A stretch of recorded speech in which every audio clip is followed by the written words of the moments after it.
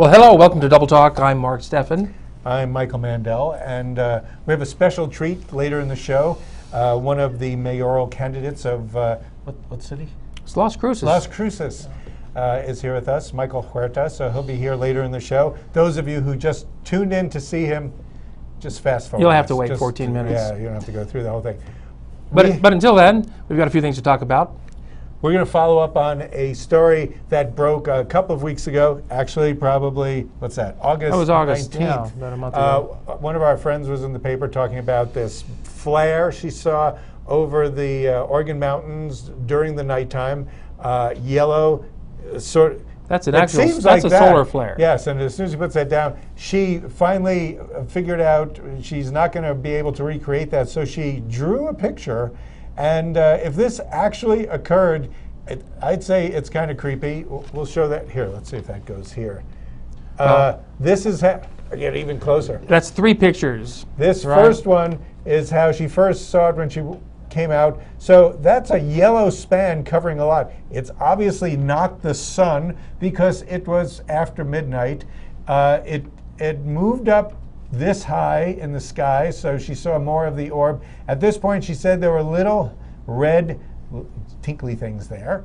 And as it went up, it sort of peaked there, then it dropped, and it dissolved into a bunch of little red other sprinkly things. I think that is worthy of getting an answer to. She, people called and she talked to White Sands, and they said, "Oh, it was nothing. It was probably what'd they say? A balloon." I don't think a balloon looks like a giant yellow explosion. If it was a balloon they launched from the range, they would have known about it. And it wouldn't. Now, does this person have cataracts or something, or glaucoma? That she doesn't. But even if she did have cataracts, I don't think mountains get in front of your cataracts. I mean, she saw the mountains there.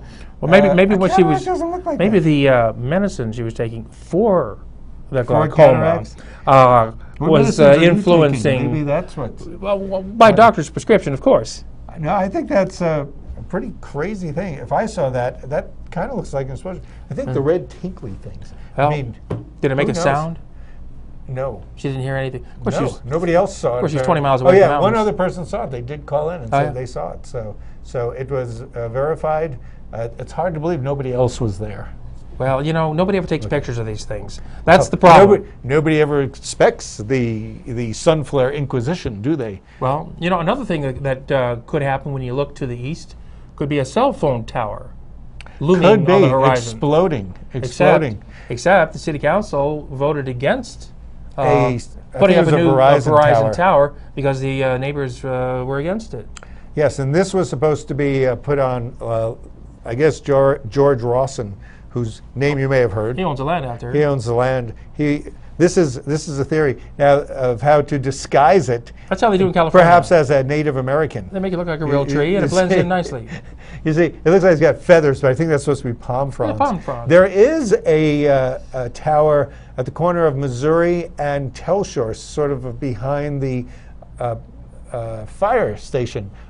But it's among fir trees or pine trees, and it's made like a pine tree. It blends in very well, and you sometimes have to look.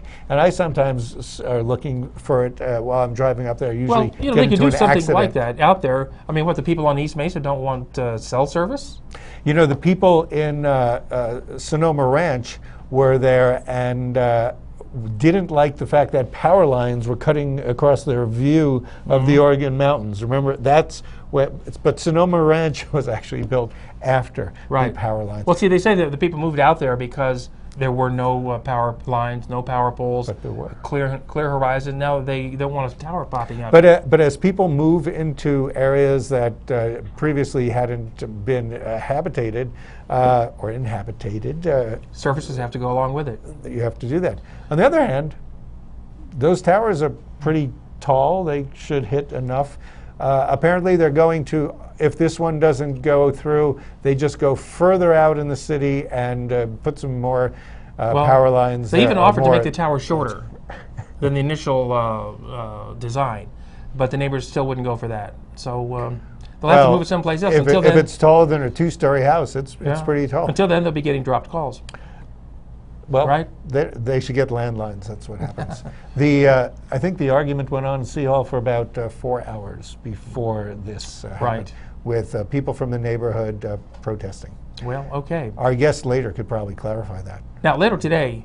Today? Well, all day today. Oh, today being Saturday. Today being Saturday. Yes. You know, it's animals are up for adoption, as we all know, in Las Cruces. The animal shelter is bursting at the seams. And, of course, every Saturday at the farmer's market, you can go down and adopt. They have dogs to adopt downtown. And cats. Until noon. They don't cats? have cats on the downtown mall, just dogs. Adopt the cat that you find in your backyard. But also today, at the brand new Tractor Supply store, at the corner of is that what that Picacho is? and Valley, they're having pet adoptions there, as well, dogs and cats. These dogs have all been, and cats have their shots. Trained to follow your tractor while you're farming, been microchipped, and they're ready to be adopted. So if you need a dog or a cat, or if you today, want to be until 3 o'clock at the tractor store. Can you bring your elderly relatives to get a microchip in their ear? Because I think the way things are going, we're going to have to do that. Well, I'm going to get a microchip. I should get a microchip so my car could find me in the parking lot. Well, you're overdue for one, I think. Some kind of chip. When you wander off in your underwear at night. Yes, looking at flares in the sky. Mm-hmm. Did I mention who did that picture? Blaming it on medication? Yes. No, you're blaming it on medication. I'm blaming it on other outside things like aliens. Mm. So that makes it much more exciting. Aliens. Now, medication. also today, speaking of dogs and cats, is Cruising for Critters. Yeah. And that's motorcycle run. Is that illegal in this Cruising for Critters, it's a benefit. Is that on Picacho? It will benefit the animal shelter. Oh. No, you go to Barnett's Harley-Davidson and sign up. You've got until noon to sign up. And what are you supposed to do? As soon as the show's over, run on down to Barnett's, sign up, and then you'll have an agenda. The motorcyclists, they're used to this. They do this all the time for charity. They cruise to various stops along the way, and the whole thing ends up at the Blue Moon Saloon up in Radium Springs, where there'll be music and food and party time. They have beer there? Oh, yeah. Oh, okay. That'll get anybody over there. And Blue Moon beer? Yeah. So what are you supposed to do? So I'll get into my motorcycle after the show, go down to Harley-Davidson place. Does that guy? What's that guy in the front wearing? He looks scary. He's like wearing a skeleton. Yeah, that's one of those skeleton do-rag things for your face. It's not Darth Vader, is it? I don't think so. That would be exciting if it was Darth Vader. So anyway, it benefits the dogs and the cats, and we sure need that. And we have to benefit things in New Mexico because New Mexico finally made a top. Well, I think we've been in this position before. We're the 3rd poorest state in the nation. That's true, we are. Oddly enough. It's not a shock, though, is it, to anybody? No, it's not. What the shock to me is who came in number 2, Arizona. Really? Well, number 1 is no shock. It's almost always Mississippi. Mississippi. Yeah. Well, I think the curve goes down in New Mexico and Arizona because you have people from Mexico coming up who are extremely poor, and when they get here, they stay poor for quite a while. But there's also extremely rich people in Phoenix and Tucson. And Santa Fe. Well, but not enough of them to make the curve better than 3rd. Yeah, and Mississippi's got nothing. I would think, I don't know, I think the 4th one is like Wyoming. Well, or maybe Montana, because that's why it's, the abbreviation is MT. It's empty. Empty. Yes, I see. That's why. Doñana County was the 2nd poorest county in America after some poor county in Mississippi. Oh, man. Because we're so close to the border, I feel is the reason. Perhaps there's no jobs here either. Exactly. It's too hot to work. That's why everybody's so poor. There's no jobs. There's no jobs in America. Mississippi has tons of jobs. Shrimping. Yeah, shrimping and whatnot. Well, not after the oil spill. There wasn't much work there for quite a while. If you've looked on TV, BP is very proud of the fact that everything is on its way to normal. So BP is doing stuff to make it better, and they are advertising to bring people into the Gulf area. The one thing they have noticed, though, since that big oil spill is the ocean doesn't squeak nearly as much. That's pretty good, because people used to get woken up in the middle of the night hearing the creaking tide. Squeaky tide, it's not good. Yeah, so it's good to have the oil. And also, you don't have to pre-cook, you have to do anything to the shrimp anymore. Just throw them on the Barbie. Well, yeah, I believe fish should be cooked in their own oils, Exxon, BP, Mobil. Whoever does that. Yes. Well, now to some sadder news. It's not sad enough that we're the 3rd poorest. That's not sad. That's actually comical if you're not one of the poor people. That's how the world goes, you know. If you're not the slapstick brunt of the joke, then you're the guy laughing. Well, at we're the only slapstick. third. We only came in third. I know. You know. Work harder. Work harder. You know. Or work get less. Up there. Work harder to get to the 50th poorest state, which is probably It'll never happen. Connecticut. 50th poorest. That's my guess. So this past week, we lost one of the people who was very important to the theater community. Art Haggerton passed away. That's This him. picture of him there. It's a timeless picture because his hair never changed color. And no matter how old he got. His smile, though, stayed always pretty consistent.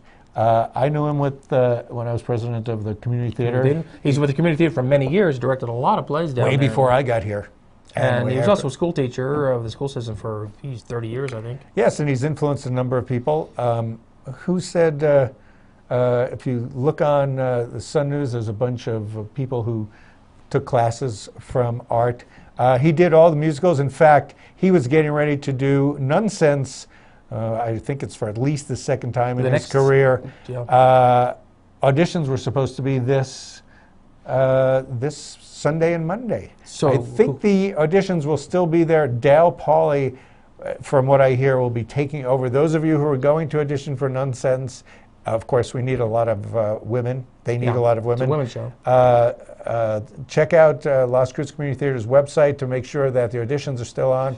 Dale Pauly has directed a number of musicals, and he's done really well. So that should be plus, there's a memorial service today at the theater for Art Haggerton. If you're a friend of Art's, want to drop in between 2 and 4. Between 2 and 4 today, Saturday, at the community theater itself. His relatives will be there. Everybody from the theater community will be there. Art he put on great shows. They were always popular, and they were fun. Also, speaking of theater, 2 plays are closing this weekend. It's the final weekend to see the play at the university, which is Miss Julie, the Strindberg play. Strindberg, great if you hate women. It's a good play. And then also at the Black Box Theater is the final weekend for the 39 Steps. Which you must go see because it is so funny. You know, you only have probably tonight to see it and tomorrow afternoon, right? 39 Steps is really a riotous play. Well, I'm looking forward to it. I saw done by professionals, a road show in California, you know, about 2 years ago, and it was great. It's an excellent show, and it's a comedy, but it's based on a Hitchcock The only people movie. who keep this from being the only thing that keeps these people from being professional is not getting paid. But they actually are paid a little bit, but it shouldn't matter. Anyhow, we also want to send out congratulations to Ray and Diane. Ray Soular and Diana Alba. She's a reporter for the Sun News. Ray does our theme music for the show, and she writes articles that we probably steal from to do our show. So we like that they're together. They can give us information all at the same time. And also we have to say another sad farewell to Taste of India restaurant. I happened to look in the paper and I see they're no longer in business. Zeffirino is a place that's from Rio Rancho. Yeah. Northern New Mexican food. We'll see how that does because we know the history of Northern New Mexico food down in Las Cruces. They don't last too long down there when they come here. No, they don't. So let's take a break and get ready. And you ready for a break? Yeah, we're going to have a break here in just a second. And when we come back, we'll be talking with mayoral candidate Michael Huerta. And welcome back to Double Talk. Today, on the second half of the show, we're going to be interviewing Michael Huerta, who's a candidate for not just city council, but for mayor of Las Cruces. Michael, thanks for joining us on the show today. Thanks for having me. And Michael and I are going to ask you a few questions in the 14 minutes or so that we have left with the program. I'd like to start off by asking a question. What do you think are the 3 most pressing issues facing the city of Las Cruces right now? Well, I think you started in your first show, and thanks for having me. Thanks for being here. Right? You started in the first half of the show talking about, I think, what everyone in Las Cruces recognizes as the major problem. And that's cell towers? Not cell towers, but the amount of people that we have living in poverty. You know, you talked about kind of where we are with the middle class. The truth is, in my mind, in Las Cruces, we don't have a middle class anymore. What we have are those who are making it, and then everyone else. And the disparity has grown to the point where there's really no one in between. And I think that's where we're at in Las Cruces. So everything that we do, all the problems that we face, should focus around how we address that situation. Could you clarify what you mean about middle class? I would say that a certain income level would be considered middle class, up to $250,000, I would think. Well, I mean, the entire country has the same problem with this diminishing of jobs in the so-called middle class and just owners having it. So over 30,000 up to 150,000. Well, you're right about the whole country facing this problem, but you also pointed out earlier that in Las Cruces and Doña County, we face it at a greater level than the rest of the country does. In fact, if you look at the city of Las Cruces over the past 4 years, poverty has grown at a higher rate, not only than in the rest of the state of New Mexico, but across the country. And so we face a problem that is particularly challenging, especially for women, where in Las Cruces we've now had the highest rate of growth for poverty among women out of anywhere in New Mexico, but two, with our children. 35% of Las Cruces families, or I'm sorry, 35% of Las Cruces children live in poverty. That specific number is around $22,000 a year for a family of 4. So that's real poverty. And to see 35% of our children live under that, 1 out of 5 Las Crucians live under that. Mm-hmm. If I were to give a number for the middle class in Las Cruces, a personal number for me, I'd probably have to say anywhere between $30,000 and $50,000 is what we would probably define the middle class as here. What say? I would say that's too low, but we're not here to argue that. But okay, so you brought up the poverty. What can you as mayor do about it to address those issues? Well, first people need to understand that the mayor of Las Cruces, according to the city charter, is, quote, a ceremonial position that shall, quote, have no administrative duties. So it's really a position where you don't need a manager, you don't need a chief executive. What you need is someone who can be the best advocate, lobbyist, and spokesperson for the city of Las Cruces. The number one thing we can do to address poverty in town is to bring good paying jobs to Las Cruces. We're lucky in Las Cruces that we have enough characteristics and we have enough resources that we can compete nationally to bring good paying jobs, in particular in the film industry and high-tech manufacturing. We can bring those jobs here. The question in the mayor's race, which one of the 3 candidates do you want as a Las Crucean at the other end of the table fighting and lobbying and advocating to bring those jobs here? Because that's the job of mayor. You also just said you were ceremonial. It right. was a ceremonial job, but it's not really a ceremonial job. There are important things which you have to decide based on numerical things, on moral issues, on just understanding the problem. So there is a lot of work. When you say ceremonial, I'm not quite sure what you mean. You don't just have to dress up in a pretty suit and say, wave your hand. The city charter. But the city charter is just a format for something. What I see happening with people on the city council, as well as the mayor more so, they go to tons of meetings where there is an awful lot of information given out. There are a number of initiatives that the mayor is taking in terms of transportation, in terms of economic growth. You have to be there to talk to the people, not only just to greet them, but to show that you know the problems. Well, the mayor also has the votes on the issues. Right, and so when you talk about that, the mayor is actually described as a councilor at large, but then also the mayor. In the councilor at large position, you're right, he has 1 vote on the city council, or they have 1 vote on the city council, but it's not a veto power vote, it's not a tie-breaking power vote any more than any other of the councilors have. So yes, they have that traditional councilor position. But again, as the chair of the city council, they can set the agenda, but they can't initiate legislation. They can't initiate resolutions. And so I'd push back with you a little bit just on how much power they have in that sense. But you're right, the mayor can and should be out there advocating, lobbying, bringing people together. And the question for people in this race is, which one of us can do that best? But more importantly, which one of us will do that for real versus for political reasons? And here's a clear example. You just described earlier where New Mexico is now the 3rd poorest state. Doña County is the 2nd poorest county in the entire country. Right? And that's not something we should be proud of. Why does it make sense then that in the past 4 years, both of my opponents voted to give themselves a 15% pay increase?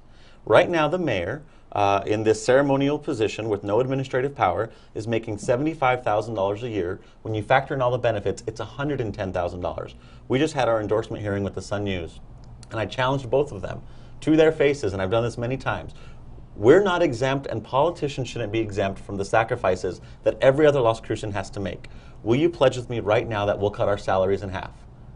They both said no. How does cutting your salary, and why do you say half? You said they just gave themselves a 15% raise. Wouldn't you then back it up? Because they are doing work. It's not like you're not spending a lot of your time. I'm familiar with Sharon Thomas. I know she spends an awful lot of her week doing research, and all the things that you see on the agenda, they all have documents that are really long and full of information. And I suppose to be a good city councilor as well as mayor, you have to be familiar with all of that stuff, and not just reading it, but then talking to the people behind those problems. It takes a lot of time. You're 100% right. Why do you say 100, not 99? You're 110% right. I'll tell you that. But I guess it just comes down to a basic question. Do you believe that politicians in this economy, while so many Las Cruces are struggling, do you believe that politicians should be receiving a 15% pay increase? Do you believe that the mayor should be making $75,000 a year when most of them already have other full-time businesses, other full-time jobs? Is that really what we need in Las Cruces? And more than anything, if we're going to get through these difficult times together, don't Las Cruces need to see that their city elected leaders are in this with them, that we're in this for the long haul? A good way to do that is showing all Las Cruces that we're in it together. We'll cut our salaries in half. You know how much that would save us in 4 years? $300,000. The last thing I'll say about that is, it's easy to be a politician. It's not so easy to be an actual leader. You had both of my opponents say that in these difficult times over the past 4 years, they've looked all over the budget and they've cut back and forth everywhere they could, except for one spot. If you look at the city budget, there's only one area where there were no cuts made and increases made, and that's the salary of city politicians. That's wrong. Okay, we got to take a break for 1 second to solve a problem, and we'll be right back after that.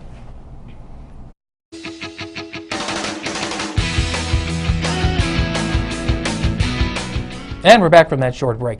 Michael, you were going to ask a question, weren't you? I wish I knew. Yes, we were talking about pay cuts and stuff like that. You know, you say that these people do have jobs, so why do they need the money? But wouldn't you want somebody who could make a lot of money in their job running your city? Don't you think running a city is very similar to running a business? Running a city is, and that's why we have very competitive salaries for the person who does run the city, and that's the city manager. But the people in the council determine directions for the city manager to run the city. You're right, and I'm not opposed to people having decent salaries at the city council. But when those salaries become more important than their public service, there's a problem. And this is what I would contend with you. Those salaries are okay, but politicians should not be giving them to themselves. All I support and what I want is an independent salary commission made up of citizens, made up of Las Cruces, so that Las Cruces can make the salaries for city politicians, so that Las Cruces can determine how much a city politician should make. That's something that I support, and I don't support the idea that a politician either in Congress or at the state legislature or here at the city hall should make their own salaries. We should have independent salary commissions, much like they do up north in Albuquerque, so that they determine how much the mayor and city councilors make. Okay. Well, we don't want to beat this to death, but how much do the councilors make, by the way? The councilors, it depends. $29,000. It depends. There's a difference on when they came in, but it's anywhere between $29,000 and $33,000. Mike, you and I should be on the council then. We could use the money. Not worth it. Not worth it. Not worth it? Too much work for too little money. I mean, I think that's what people might say. Why should I put myself through all the? You have to stand up to a lot of public scrutiny. You have to do a lot of homework. Your life isn't your own. Every place you go, I think you're harangued by happy citizens asking you why you did something. So your whole life is put in turmoil for a mere $30,000, and the mayor gets it obviously 2.5 times more because he's making 2.5 times more. So, but when you say cut it by 50%, isn't that rather spurious? You're doing it, just say, cut it in half. Why half? As citizens, like I said, because it's a good way to start. Because it's a good way to start. And again, when it comes down to it, I want citizens to be able to decide how much city politicians make in an independent salary commission. You're right. I don't think that salaries are that important of an issue. You were talking about making jobs for other people, and you're also saying that the mayor has no power to do that. Didn't say no power. Okay, let's hear it. I said no executive power, no administrative power. But don't confuse that. Don't confuse not having that traditional executive authority with not having the power and ability to influence. What we know is greater cities with better politicians than we have oftentimes get better jobs, better corporations, better products, better industries for their people because they have politicians who know how to lobby and bring those jobs to those areas. A good example, Tucson, Arizona. In Tucson, the mayor has no administrative power, kind of similar to ours. But they do a good job of bringing industry there and selling what they can do. That's what the mayor can do here. And for anyone watching, I encourage you, come to any of the forums, any of the debates, meet my opponents, and then ask yourself this question. Which one of us do you want fighting, lobbying, and advocating for you and your families? But now there's going to be several more forums around town, correct? There are going to be tons of 11 more. Something like, yes, yeah, from almost now. a dozen more. And so citizens of Las Cruces will have a good chance to go in person to actually meet the candidates and get a feel for it. It's sometimes better than We should television. have had him here for the but not whole always. half hour. That's what we should have had, because we certainly have a lot to talk about. And you're certainly a fascinating guy and have lots of ideas and are fun to repartee with. You should add your names to the list of debates that we have. Bring all three of us on here. Wouldn't mind doing that. In the meantime, we're going to have to bring this to a close. Michael, thank you for joining us very much. We appreciate it. And thank you for joining us right here on Double Talk. And good luck.